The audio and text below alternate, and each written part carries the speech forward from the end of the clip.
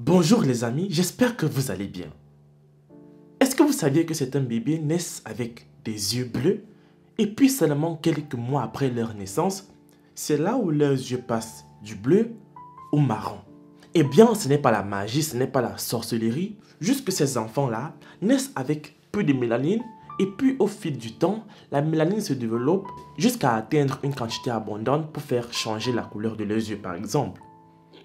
Mais dans ce cas, dans le cas précis de la vidéo d'aujourd'hui, pour le cas de cette femme et de ces deux filles, c'est totalement différent.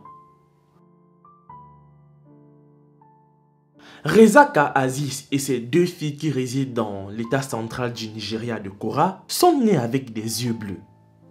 Mais alors, au lieu d'être acceptées comme telles, au lieu même d'être admirées, elles ont été stigmatisées et marginalisées par leur société. Donc, dans une interview accordée à Punch, qui est un média local nigérian, la mère de famille a déclaré qu'elle n'avait pas de problème d'observation, qu'elle voyait clairement avec ses yeux tels qu'ils étaient. Et le pire dans tout ça, c'est que son mari l'a abandonnée lorsqu'elle a donné naissance à des enfants avec des yeux de même couleur. Alors, pourquoi cette femme a-t-elle des yeux bleus? La réponse est très simple. Car selon Headline, ce qui donne à l'iris, le petit rond de couleur à l'intérieur des yeux, sa couleur, est un pigment naturel qu'on appelle la mélanine et qui est produite par des cellules appelées les mélanocytes. Par conséquent, les yeux bleus signifient qu'il n'y a pas assez de mélanine dans l'iris. C'est le cas en grande partie des blancs. Et selon l'origine ethnique ou bien raciale, on va voir que certains bébés vont beaucoup plus produire de mélanine que d'autres.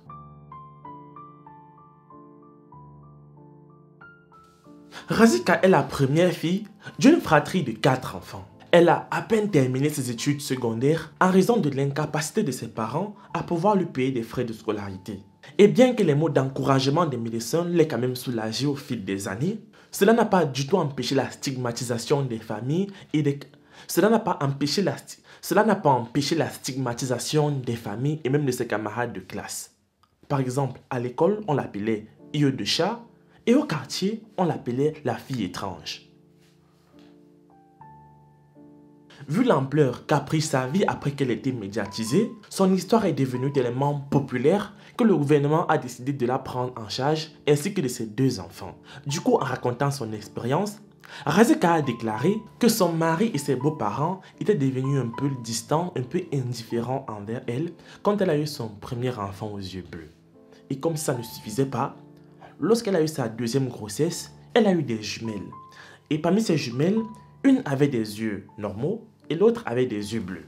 Donc là encore, son mari a pris une bonne distance. Et de cette distance-là, le 2e enfant, qui avait les yeux normaux, a commencé à souffrir de maladie et vu que son père ne prenait pas soin de lui, il est mort. Il n'est resté aujourd'hui que sa sœur jumelle qui a des yeux bleus et qui est sa dernière fille à ce jour. Et après la mort de ce dernier, son mari est définitivement quitté de sa vie, il s'est éloigné et il n'a plus jamais voulu prendre de ses nouvelles. J'ai remarqué que l'attitude de mon mari avait totalement changé. Même ses parents lui demandaient s'il allait continuer à avoir des enfants aux yeux bleus. En gros, ses parents ne voulaient plus de nous. Il quittait souvent la maison pendant une semaine. Je n'avais pas de nourriture et je mangeais chez mes parents. Après le baptême de mon 2e enfant, mes parents m'ont demandé de le quitter définitivement car il avait quitté la maison depuis des mois et depuis que je suis parti jusqu'à ce jour, il ne s'est pas présenté pour demander pourquoi je suis parti ni même pour prendre de mes nouvelles ou celles des enfants. Mon désir actuellement est que mes enfants aillent à l'école.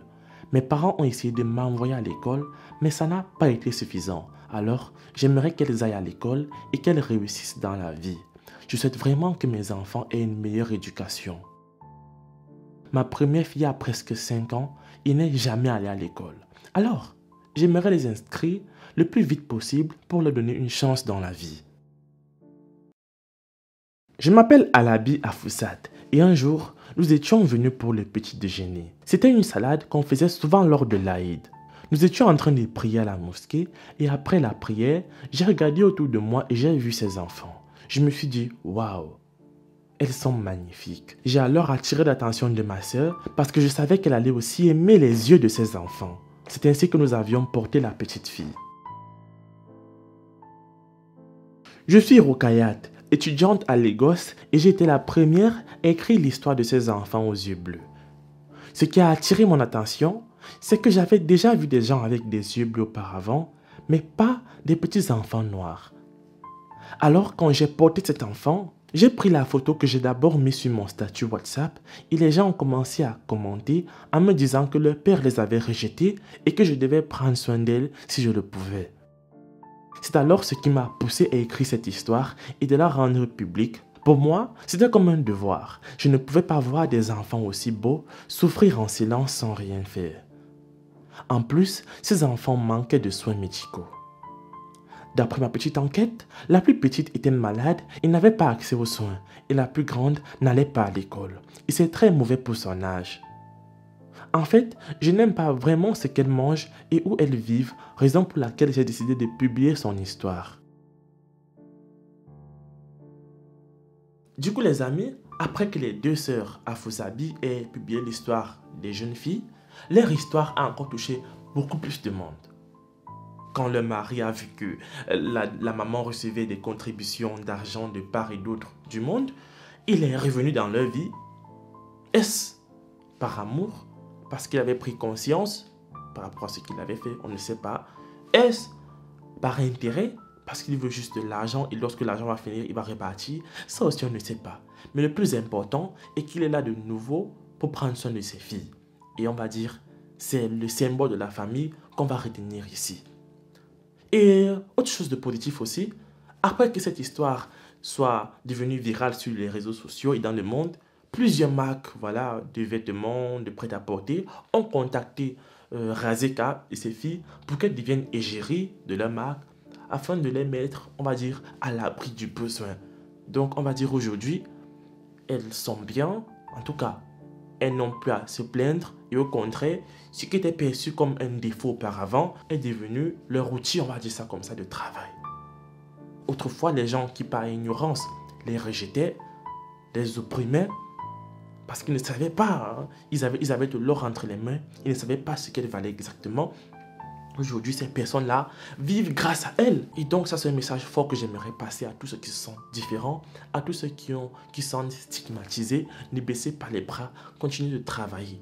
Si vous avez des histoires ou alors des témoignages, écrivez-moi, que ce soit en eBay. Je vais m'efforcer, je vais essayer de travailler là-dessus et rendre vos histoires publiques, que ce soit anonyme ou pas, afin que le monde entier puisse savoir ce que vous vivez en silence.